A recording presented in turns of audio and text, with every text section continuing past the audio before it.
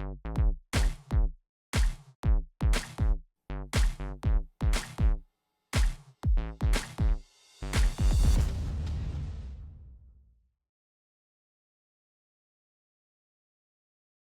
thank you for joining Human Capital Gains. Today we have Doug Orsagh from OneStream.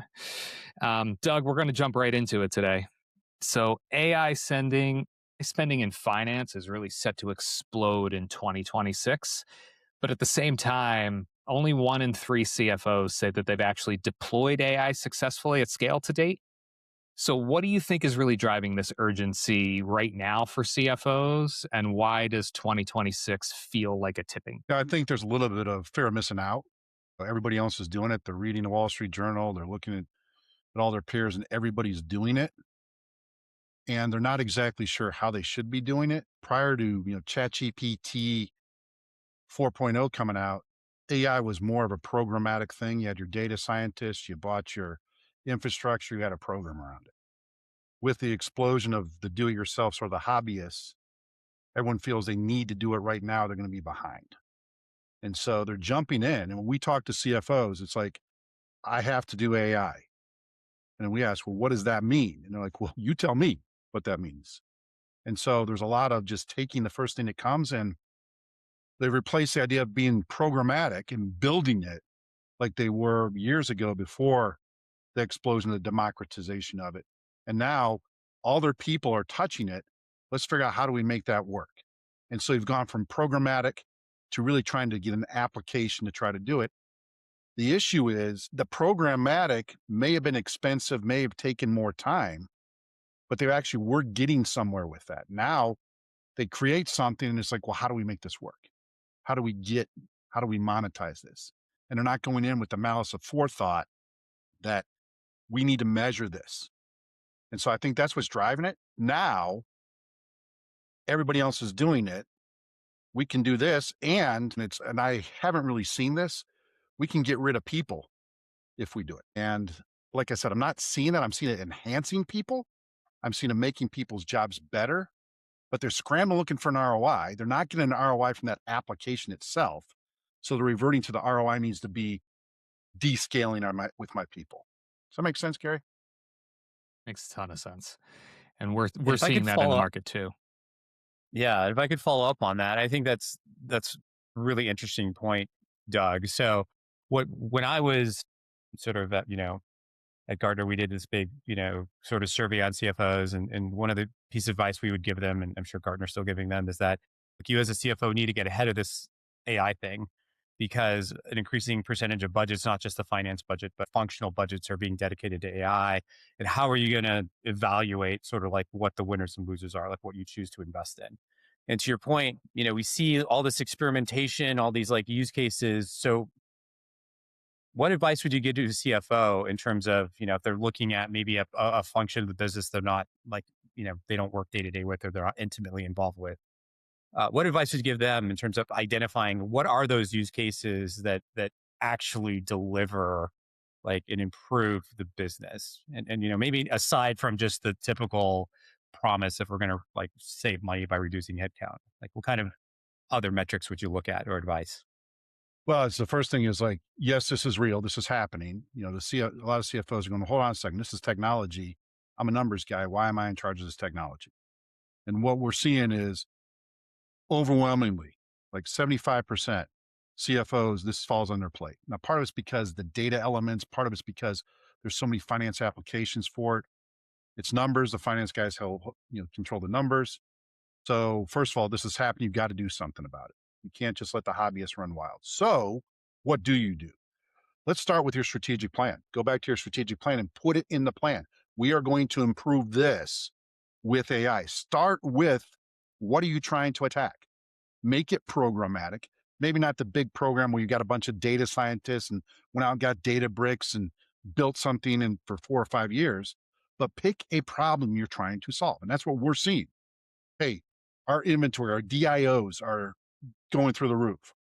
And the reason for that is we don't have an accurate demand forecast. Okay, attack the demand forecast specifically with an application that can help you do that. I mean, and we have at OneStream, one of our AI products does that, specifically attacks that. The end result is improving inventory. They didn't start with saying, let's get AI and then try to figure out how does that help us work in capital. Instead, they started with, we need to improve our days inventory on hand. We have a specific use case. What's preventing from us from doing that is the accuracy of our forecast. Oh, by the way, even if we could be more accurate, it takes 10 people 10 days to do that forecast. So we got to be more efficient. So what we're seeing is folks who go down that path, seeing improvement about 84% in efficiency and improving their accuracy by 24%. Now, let me say that doesn't sound like a lot, but if somebody's already at 90%, 24% is a huge gain. And so starting with the pick your problem, get a use case, then apply AI to it. That's where we're seeing success. So as we talk about that strategy, and CFOs, like you said, are kind of in the driver's seat of driving that strategy more and more. So if a board comes to a CFO and says, "Are we actually AI ready?" What evidence should a CFO bring to that conversation? It's interesting because I think beginning of 2025, AI ready was I knew how to spell AI, but now, and even if you spotted me the A and the I still know I still know how to do it. Even with my Notre Dame education. Got to get that in there, Gary. You did.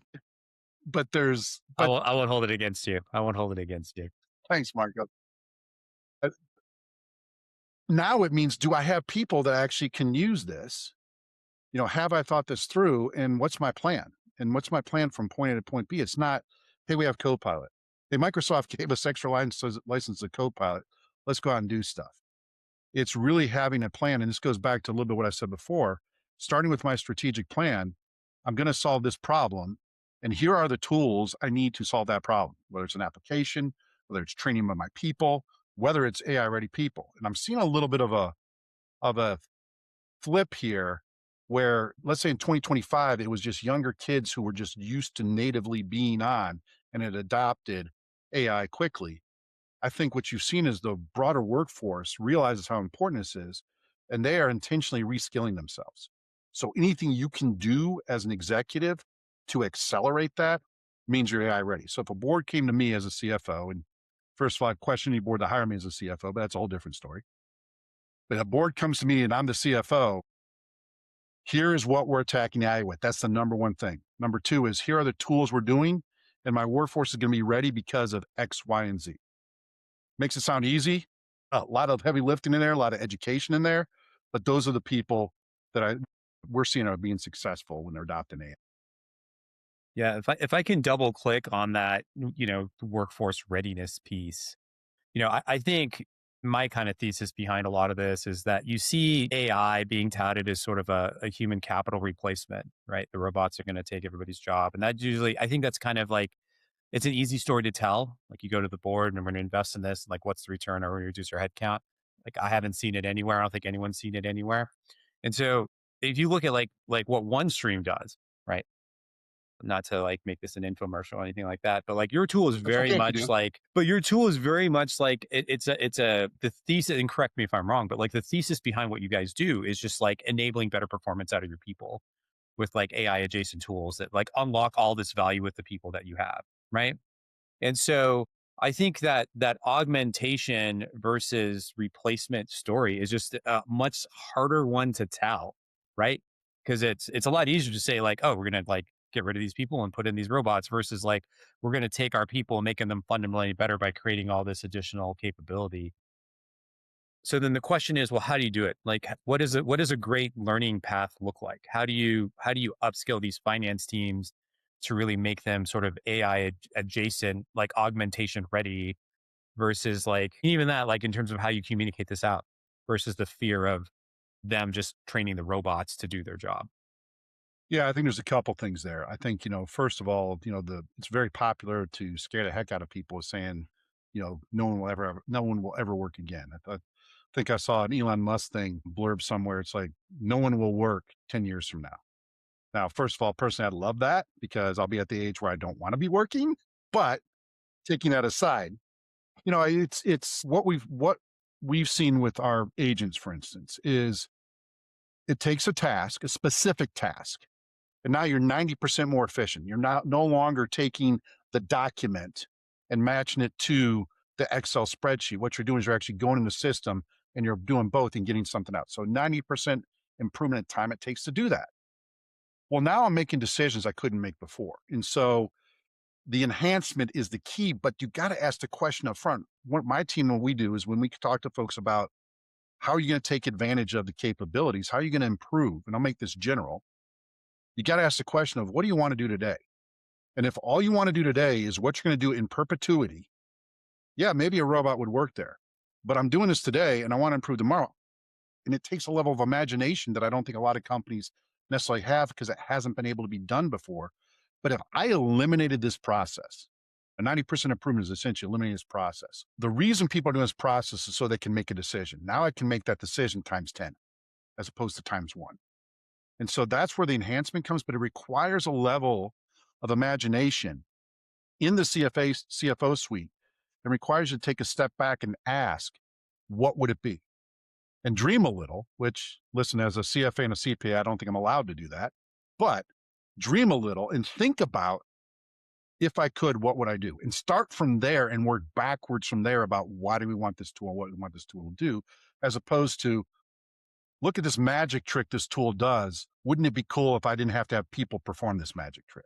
Which is essentially what you're hearing in the financial press, but is not what we're seeing out in the public. Yeah, we're not really seeing it out in the public either. And what we're really realizing, and it aligns with the research that your company has done, in that 36% of the companies are citing workforce upskilling as the top barrier to progress in AI, right? So it's not really a money constraint at this point, it's a foundational constraint. And I think the point of you putting strategy first and finding those use cases. A lot of companies come to us and say, "Hey, we just dumped a lot of resources into AI, and nobody's using the tool how we expected them to use them." And we usually ask, like, "Well, how did you expect it to use them?" And the answer is, "We don't know, but it wasn't this," right? So it's really about that upskilling, like you just said. Where do you feel with data? Like Marco and I kind of have a stance on data and data quality and getting data readiness before implementing AI. But I'd be interested to see where you stand on that. We at OneStream, we kind of have a leg up because we're built around data. I mean, when they built OneStream, they built it. We started with that. Everything was to get in that unified data model. So when I'm talking to customers or prospects or people who already have OneStream who are expanding AI, it's not as heavy a lift because the data's there. There's a level of transparency. And I think that's the key. The quality of data is going to either delimit or allow you to do more and more analysis. But even without high quality data, you can still utilize some of this stuff. The problem is transparency. If you don't have that full lineage back to where the data source is, and you have to do something, let's say you have to take different data sources and normalize them in some kind of data warehouse, that's where your analysis is going to be. That's where it's going to stop. You're not going to be able to get anything beyond that. So if you can connect to those initial data sources, as dirty or as unstructured as they may be, and pull those into your analysis, that's where you're going to get something that's useful. Otherwise, honestly, if you're going to normalize the data, you might as well just get BI and reports out of that because you're not doing a whole lot of new stuff with it. Does that make sense? Totally. I think so many people get stuck on the data conversation. And like I said, Moneyball came out in 2003, right? And that was the big book that said, look how this small baseball team can leverage data to compete with the big boys. And that was 23 years ago. Like Signal and the Noise came out, 14 years ago. Like we've been having this big data conversation for a long time. I think having a practical approach in terms of insights driven by data, and at what point is the data kind of good enough to get you started? And you can always get better as you go along. But I think sometimes organizations unfairly limit them with the way they kind of visualize or the importance of the data. The key is transparency. I mean, just to use the Moneyball example, what Billy Bean was able to do is all that stuff existed in tables that they could pull and see this guy hits this. If I have 5 of these guys, it's equal to one of these guys. But there was full transparency back to it. It wasn't the scout saying, I've seen this guy swing a bunch of times and wow, he looks really good. That's a great metaphor for today because when you have the data scientists that have massaged the data and have this lack of transparency, I have no trust in the insights I'm getting. I trust that just as much as I would trust a scout in the Moneyball example. Whereas it may not be great. These guys might be a bunch of 220 hitters, but if enough can get on base, I'm gonna score 3 runs a game. So that's not great data, but it's transparent. I can see all the way through, and transparency then becomes the key to being able to use this and get these insights. So we talked about, CFOs kind of like building credibility and assuming this role beyond strategy. What do you think the fastest way for a CFO to lose credibility with the board when it really, Besides numbers that don't tick and tie, well, that's that was universal before AI, by the way. right. No, I think it's over promising, under delivering. It's hey, this tool. I mean, what I see is this tool is going to solve all our problems because it does this magic trick, and we do the magic trick, and the magic trick has absolutely no effect on the bottom line. As opposed to the example I gave you before, it's like, listen, I need to attack my inventory. I need to attack my working capital, and if I can chip away, if we're a company that has DIOs of 100 days, and each day is $10 million, and I can just chip one day away with a little bit better insight, that's a bigger win than the magic trick promise that never comes to fruition. Also, being able to measure this stuff and goes back to setting it up from the very beginning. The strategy, also put a financial model around it. What is our expected return on analysis? And then measure against that. Because if we expected a return of 100% and it's 5%, that project was not worthwhile. And as a CFO, I need to own that. What I can't have is going to the board meeting telling them last year was 100%, and they tell me it was a 5% return on investment. So it's tracking as you're doing as well. I think what's really interesting is when we think about like the CFO's role with the board. I think in the past, C-suite roles were a lot clearly defined, right? The CEO was in charge of strategy. The CFO was in charge of sort of reporting. The CTO or CIO was in charge of like technology. Right? And now you see sort of this blending of responsibilities where, the CFO is taking a larger role in terms of what is the digital strategy, where strategy was like usually, if you asked that same question 10 years ago, who's leading your digital strategy? You know, CEOs would be at the top and CFOs would be at the bottom. Now that's almost Yeah. flipped, right? We have Yeah. 70% of CFOs are running it. And so we hear all this, and then with, your unified data model, bringing in operational metrics as part of like the overall understanding of the business so the CFO can tell a better story to the board. So now you have the CFO sort of crossing over into operations, crossing over into technology, crossing over into strategy. How does the CFO sort of manage that relationship between the other members of the C-suite? How do they sort of collaborate around talent? And how do they sort of play nice in front of the board to become better storytellers without, threatening or having those internal politics struggles with the other C-suite leaders?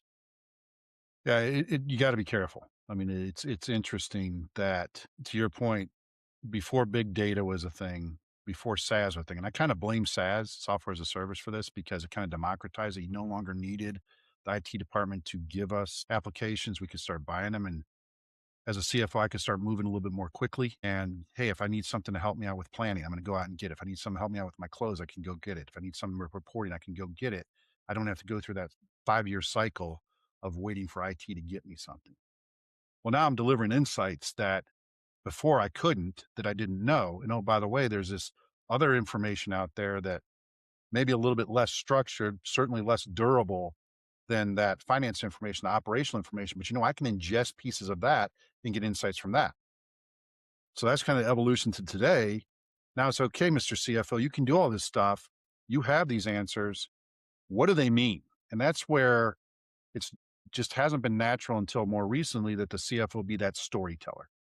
I would say storytelling skills are probably as critically important as they are now as previously. So for those of you who took arts and letters and are CFOs back in the day, you're in luck. That Shakespeare course you took actually now has meaning for you. For those of you who did not, those who just went through business school, pick up a book, pick up a novel, start reading. No, it's storytelling is really the key thing. But it's not storytelling free form. It's taking that structure you built, with those SaaS applications, with the insights from there, with the operational information in with the financial information, and being able to tell a coherent story. If you cannot tell that story, you need to have people who can. So this goes to the people who work for you. This goes across collaboration. You need your team to be able to tell that story. And you need to be able your team to be able to work with others in the organization, whether it's operations, whether it's HR, whether it's people in the field. They need to be able to build that story as well and feed that up to you. So it fundamentally, and I think it's pretty cool. If I look at the organization of the future, it's less siloed and it's more of we're a team. Now, some of us are linemen, some of us are wide receivers, but we're a team. And that team concept, building around storytelling, I think is really the key to success for the office of the CFO and success for enterprises as well. I love that. It's like that business partnering motion where it's like, I'm going to work with you to make sure that we are on the same page at the story we're telling, and finance taking that perspective, like help me understand what's going on so I can help you run your part of the business better. That's Yeah, great. absolutely. Absolutely. So I say we end with this, and I'm going to ask you both this question since you're both in similar schooling in your position. So you put yourself in the role again in the CFO, and I know, Doug, it's a bit of a nightmare for you. So I'm going to have you go second. PTSD. Yeah. So it's a year from now. You've successfully convinced your board of your strategy for AI. It's a year from now. You're reporting out. Like, what do you hope your story is to prove the successful implementation of AI at the company that you're working at? Mark, I'm going to have you go first. So I think a lot of it sort of, and this is the Southern Cal take on it versus the Notre Dame take on it. So I will say a lot of it has to do with our job as CFOs, right? Is to solve problems for the business, like help people understand what's going on and become that strategic leader so that we can lead the business forward. So I think it's a reframing of AI, not just as in terms of a potential to revolutionize the business, but looking for like those specific pieces of the business that you can improve on, right? And they might not necessarily be like the coolest or most sexy things, but it's like the nuts and bolts part of the business where AI can really help and move the needle. So a lot of like, helping with the close, helping with data analytics, helping with like speed of forecasting, that kind of stuff, speed and quality. I think that's where you start. Because when you really think about where you add value, you sort of add value, like how do you affect value? There's like three big buckets that you do it, right? One is you increase the top line. Like if you increase revenue, that's great. And the other thing is like cost cutting, and that's also great. But the third way you sort of affect value is by reducing risk, right? So the whole thing is if you can like use AI as a way to sort of de-risk the organization by improving forecasting, by improving data insights, by having like replicability and predictability in your data regime so you can tell better stories. I think that's where you should focus on as a CFO. Yeah, I mean, all that's, and I'll add to that. This is an and, not a Notre Dame versus USC answer. This is an and, so that was a great answer. But the way I look at it, or and, not but, the way I look at it is, okay, when we set up the business transformation and growth team at OneStream, our very first thing we did is realization. Because if we're going to tell people that we help them, I want to show that we've helped people. So we have, pushing 1,800 customers, and we have metrics on how we've helped people. Really four different areas: technical debt, efficiency, effectiveness, and risk mitigation. So very similar, Market, to the three buckets you're talking about. I just added one in there. So I want to be able to go back, set a baseline for this year, go back to the end of the year and say, listen, we no longer need to have these applications because we've been able to replace them with AI. We are now more efficient. Our people take less time to close. Our people take less time to plan. They take less time to do other tasks because of what we've implemented, because we're utilizing AI or things that AI is enhancing. But effectiveness is really the big one. We are now able to make decisions before that we could not make. We're able to do things we cannot imagine. I use the example of inventory a bunch of times. If you could reduce inventory, you do it. But if you're getting insights that you didn't have before, the ability to make decisions before, now you can. And you got to do all of this without increasing risk. You got to mitigate the risk, which means you can't have that black box. It kind of ties back to the whole transparency concept. If I can show measurably in those four areas, which means I need a baseline today, for the end of the year and come back to the board and say, we've reduced our technical debt by X. We are 20% more efficient. We are able to reduce these things because we now have these tools that allow us to look at it. And oh, by the way, the SEC hasn't sent us a letter yet. Hopefully the bar is a little bit higher than that. We're in good shape. That's kind of how I look at it. I think, what I get out of this conversation is that, the opportunity is real and the pressure is real. And it's really the CEOs who are going to invest in their people, making sure that they're using data in the right ways and in meaningful ways, and that are disciplined around the execution of leveraging AI in their company, are really the ones that are going to turn kind of that promise into performance. Yes. Well said. So, gentlemen, I really thank you for the conversation today. It was fantastic. And we'll catch you back on the next time. Great. Always a Great pleasure. talking to y'all.